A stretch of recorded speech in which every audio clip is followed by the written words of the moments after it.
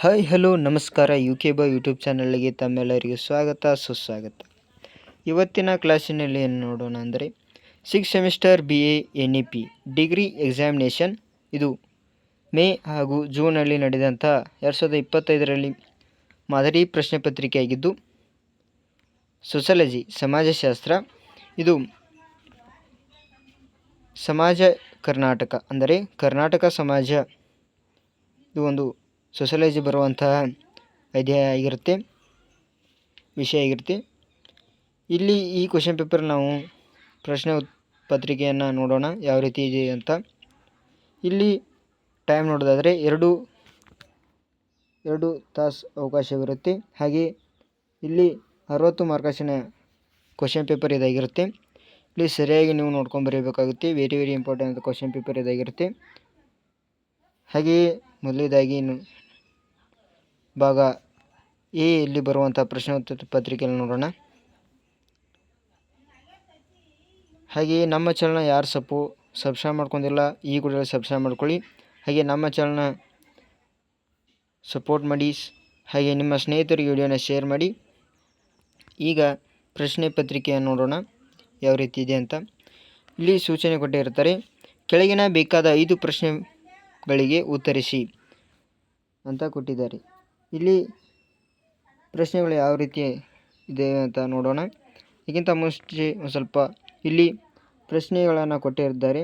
ಇಲ್ಲಿ 2 ಪ್ರಶ್ನೆಗಳನ್ನು ಬರೆದರೆ ನೀವು 10 ಅಂಕಗಳು ಸಿಗುತ್ತೆ. ಹಾಗೆ ಒಂದು ಪ್ರಶ್ನೆಗೆ 5 ಅಂಕಗಳು. ಸರಿಯಾಗಿ ನೀವು ಪ್ರಶ್ನೆನ ನೋಡಿಕೊಂಡು ಸರಿಯಾಗಿ ಉತ್ತರ ಬರೀಬೇಕಾಗುತ್ತೆ.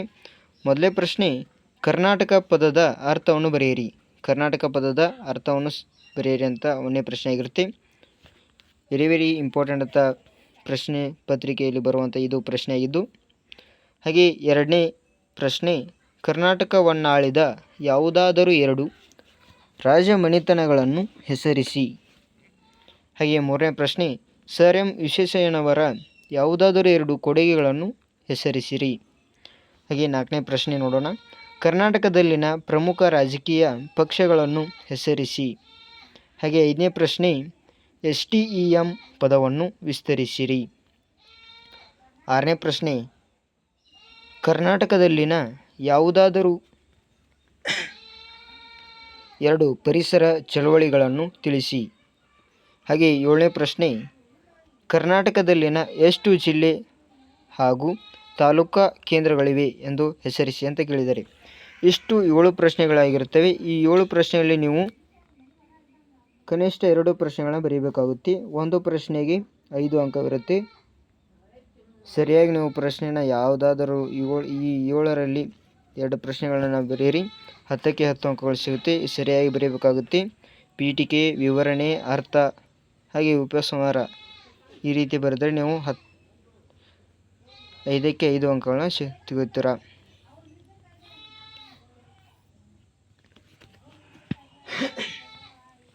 ಹಾಗೆ ಮುಂದಿನ ಪ್ರಶ್ನೆಗೆ ಹೋಗೋಣ. ಮುಂದಿನ ಪ್ರಶ್ನೆಗಳಾಗತ್ತಾ ಪಾರ್ಟ್ ಬಿ ಅಂದರೆ ಭಾಗ ಬ ಒಳಗೆ ನೋಡೋಣ. ಇಲ್ಲಿ ಕೆಳಗಿನ ಬೇಕಾದ 4 ಪ್ರಶ್ನೆಗಳಿಗೆ ಉತ್ತರಿಸಿ.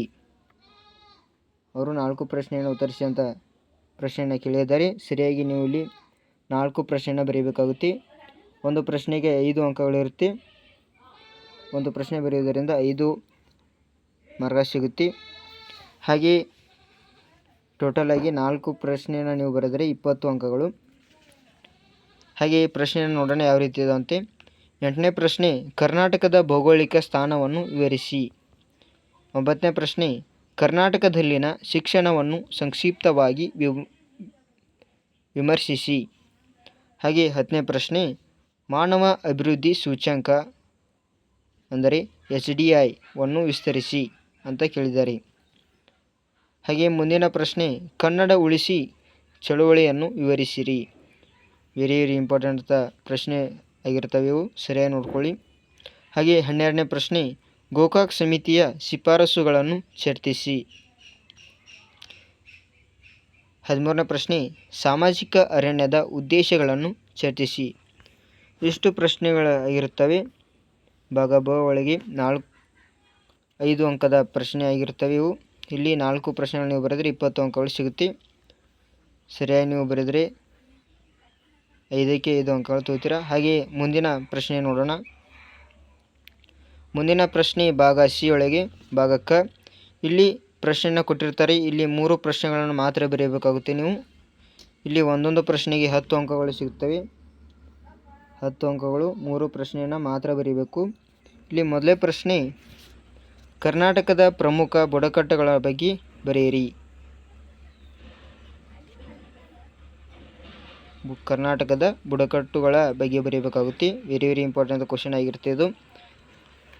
ಹಾಗೆ ನಿಮ್ಮ ಸ್ನೇಹಿತರಿಗೆ ವಿಡಿಯೋನ ಶೇರ್ ಮಾಡಿ. ಹಾಗೆ ನಮ್ಮ ಚಾನಲ್ನ ಸಪೋರ್ಟ್ ಮಾಡಿ, ಸಬ್ಸ್ಕ್ರೈಬ್ ಮಾಡ್ಕೊಳ್ಳಿ. ಹಾಗೆ ಮುಂದಿನ ಪ್ರಶ್ನೆಗೆ ಹೋಗೋಣ. ವಿಡಿಯೋನ ಕೊನೆ ತನಕ ನೋಡಿ, ಎಲ್ಲೂ ಸ್ಕಿಪ್ ಮಾಡಬೇಡಿ. 15ನೇ ಪ್ರಶ್ನೆ, ಕರ್ನಾಟಕದಲ್ಲಿನ ಪ್ರಾದೇಶಿಕ ಅಸಮಾನತೆಗೆ ಕಾರಣಗಳನ್ನು ಮತ್ತು ಪರಿಹಾರ ಉಪಾಯಗಳನ್ನು ಚರ್ಚಿಸಿ. 16ನೇ ಪ್ರಶ್ನೆ, ಕರ್ನಾಟಕದಲ್ಲಿನ ದಲಿತ ಚಳವಳಿಯ ಸ್ವರೂಪವನ್ನು ವರ್ಣಿಸಿರಿ. ಹಾಗೆ ಮುಂದಿನ ಪ್ರಶ್ನೆ, ಅಪಿಕೋ ಚಳವಳಿಯ ಕಾರ್ಯತಂತ್ರಗಳನ್ನು ಅಥವಾ ಪರಿಣಾಮಗಳನ್ನು ವಿಮರ್ಶಿಸಿ. 18ನೇ ಪ್ರಶ್ನೆ, ಕರ್ನಾಟಕ ಸಮಾಜಕ್ಕೆ ಎಂ.ಎನ್. ಶ್ರೀನಿವಾಸ್ ಅವರ ಕೊಡುಗೆಗಳನ್ನು ಚರ್ಚಿಸಿ. ಇಷ್ಟು ಪ್ರಶ್ನೆಗಳಾಗಿರುತ್ತವೆ. 5 ಪ್ರಶ್ನೆಗಳನ್ನು ಕೊಟ್ಟಿರ್ತಾರೆ. ಈ 5 ಪ್ರಶ್ನೆಯಲ್ಲಿ ನೀವು 3 ಪ್ರಶ್ನೆಯನ್ನು ಬರೆದರೆ ಸಾಕು. 3 ಪ್ರಶ್ನೆಗೆ 30 ಅಂಕಗಳಿರುತ್ತೆ. 1 ಪ್ರಶ್ನೆಗೆ 10 ಅಂಕ. ವಿಡಿಯೋನ ಕೊನೆ ತನಕ ನೋಡಿ. ಹಾಗೆ ನಿಮ್ಮ ಸ್ನೇಹಿತರಿಗೂ ಈ ವಿಡಿಯೋನ ಶೇರ್ ಮಾಡಿ. ಇದೇ ರೀತಿ ಹೊಸ ವಿಡಿಯೋಗಳನ್ನು ನಾವು ನಮ್ಮ ಚಾನಲ್ ಹಾಕ್ತಾ ಇರ್ತೀವಿ. ಮುಂದಿನ ವಿಡಿಯೋದಲ್ಲಿ ಸಿಗೋಣ. Thank you.